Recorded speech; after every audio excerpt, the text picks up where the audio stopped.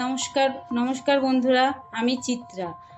আমি আজকে এই শাকটা রান্না করব। এই শাকটা কী শাক বলুন তো? আপনারা অনেকেই চেনেন, এই শাকটাকে গিমে শাক বলে। আপনারা গিমে শাক ভাজা অনেকেই খেয়েছেন।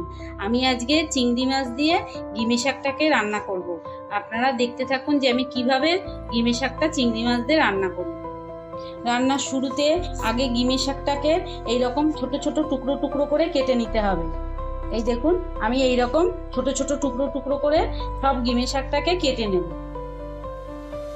গিমে শাকটাকে আমি এইভাবে টুকরো টুকরো করে কেটে নিয়েছি। এবার এটাকে ভালো করে ধুয়ে একটু নুন দিয়ে সেদ্ধ করে নেব। এদিকে গিমে শাকটাকে আমি ভালো করে ধুয়ে একটু নুন দিয়ে সেদ্ধ করতে দিয়েছি। আর এতে চিংড়ি মাছ দেবো বলে এবার চিংড়ি মাছটাকেও রেডি করি। গিমে শাকটা এখানে সেদ্ধ হয়ে গেছে, আর এখানে চিংড়ি মাছটাকে আমি নুন, হলুদ, দুটো কাঁচা লঙ্কার একটু বেশি সর্ষের তেল দিয়ে চিংড়ি মাছটাকে সেদ্ধ করতে বসিয়েছি।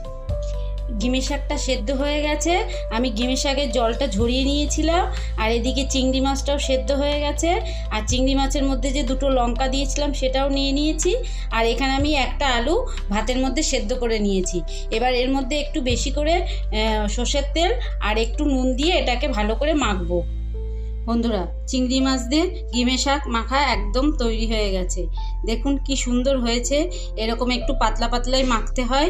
আপনারা একদিন বাড়িতে এইভাবে চিংড়ি মাছ দিয়ে গিমে শাক তৈরি করে খাবেন, আর দেখবেন কেমন সুন্দর লাগে, দারুণ লাগে। আর ভাতটা যদি গরম হয় তাহলে তো আর কোনো কথাই নেই।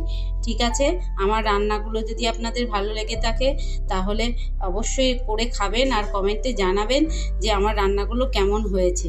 দেখা হচ্ছে অন্য কোনো রান্নার সাথে। ভালো থাকবেন, সুস্থ থাকবেন, আর অবশ্যই আনন্দে থাকবেন। আর এই গিমে শাক মাখাটা একদিন তৈরি করে খাবেন, দেখবেন কত সুন্দর লাগে গরম ভাতে।